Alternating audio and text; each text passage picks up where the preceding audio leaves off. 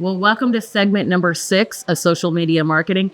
If you haven't watched sections 1, 2, 3, 4, and 5, they're right there. I'm going to put those on the link card here in YouTube. If you're on a different social platform, I'll put them in the comments. But this is where we're going to talk about the actual content. And this is something I've known for a very long time because it makes so much sense. And this is something that I was reminded of recently. If you go to a party, do you ever walk up to the person at the party and ask them what the balance of their bank account is or how much money they make per year? Chances are you don't, because it's socially awkward, right? You know what that's like. That one person asks too many questions and you're like, oh, I want nothing to do with that person.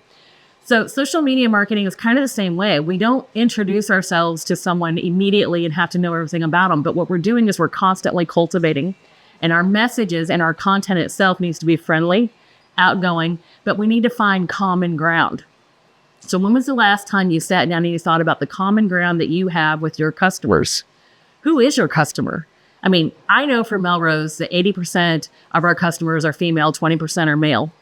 Those are the demographics. That doesn't tell me who they are. Do they vacation in the country, out of the country? Do they have families and kids? Do they enjoy other hobbies besides home decor and decorating and designing? Yes, they do.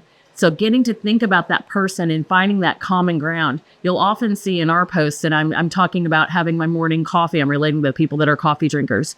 I rarely talk about exercising because I'm not one that loves exercise, but that would be something that you would also find common ground with. We have some retailers that do an excellent job with their reels and their Facebook content because they're constantly talking about something in common they have with their customers, and that's going to enrich and make you better friends. Because making friends in social media is a really important part of your content. If I just wanted to sell you, I don't know, these peach things right here, these peach sprays, all I'd say is peach sprays and price. And you'd be like, you'll either buy them or you won't. But if you and I have a conversation for days on end, and then I say, you know what, I bet you would love this. This peach spray is fantastic for you. I love it. I'm sure you'll love it. All of a sudden we have a transference of a friendship. We're transferring our feelings to one another, and just a couple of gals or girls or gals gabbing back and forth and talking about common ground. Speaking of making friends, did you notice, maybe you noticed, maybe you didn't, last October on Instagram, it was my job to go through Instagram and follow all of our Melrose customers' pages. And we decided that it was not really great for us to have comments on our page at Melrose because we are B2B, but it was really helpful to you if we started making comments and liking all the posts that you were making on Instagram. So that was something that we started doing last October. It took me a long time, let me tell you. We have 600 accounts that we are now following. You are all active Melrose accounts. If we missed you, by the way, reach out to me and I'll definitely follow your account and like all of your posts. That is something that I will do for you. We're friends now because you have probably seen Melrose International or Liam, where's one or the other, depending on which account I'm in, like your posts and sometimes make goofy little comments. I mean, I try not to be too off the wall, but I try to engage with the content that you're presenting to your customers and try to reference that back.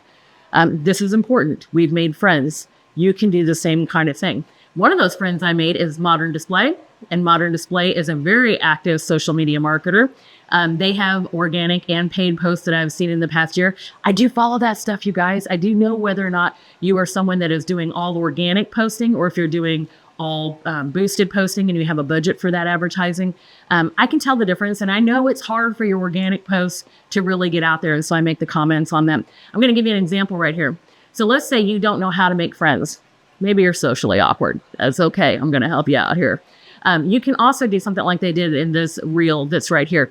What they did is they talked about something that they were the expert in and that they knew, and they gave some tips on how to design. And you can see on that reel how they did that and how they followed you through the steps.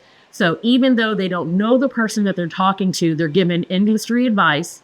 They're positioning themselves as the expert, but they're doing it in a very friendly way. If you're stuck on content and you don't know what to talk about what you know.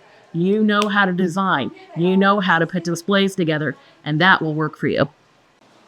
Okay, let's talk about one more example that we can show you from social media that I know the stats very, very well about, and that is Ken from Melrose. Ken has been with Melrose for more than 15 years and doing videos, collection videos, and back to the basics videos, especially the back to the basics videos. Check them out right there.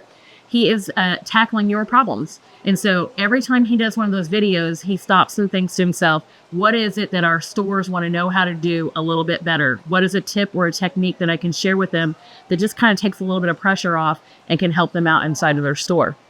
The other thing that Ken does that is exceptional for our content and our scheduling is he's consistent, and he talks the same way. It's show in, show out. He does the same type of format. He keeps it consistent. He is not looking for that big, huge, I'm going to go viral, I'm going to use an audio track that's fantastic, or I'm going to put a graphic on here that's hot, hot, hot right now.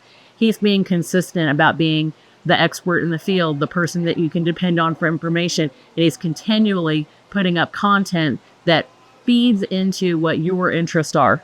So that's a perfect example of how you can work on your content. Now, if you're stuck, here's what I'm going to advise you to do. I said I'm following 600 accounts.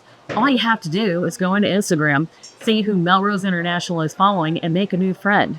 So I'm reminded of a time I was in the showroom and I was talking to a lady in Atlanta from Ohio, and she had some questions for me about social media. I love to talk to you guys, by the way. Like, if you come in and market and you see me and, Shelly's there with the camera and she's filming, do not be hesitant to go ahead and stop and ask her questions. I love it when you guys give me direct questions back.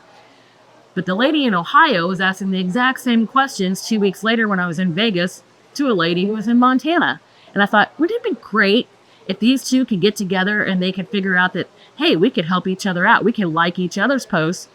We could comment on each other's organic posts to help boost that and have different things going through there. Maybe a string of emojis, something you can do to support each other. If you're the store owner and you've got somebody working in social media, make sure they watch this part, because this is important. They need to be finding friends that are not competition. If you're out of your area, you're not going to have somebody that's competition.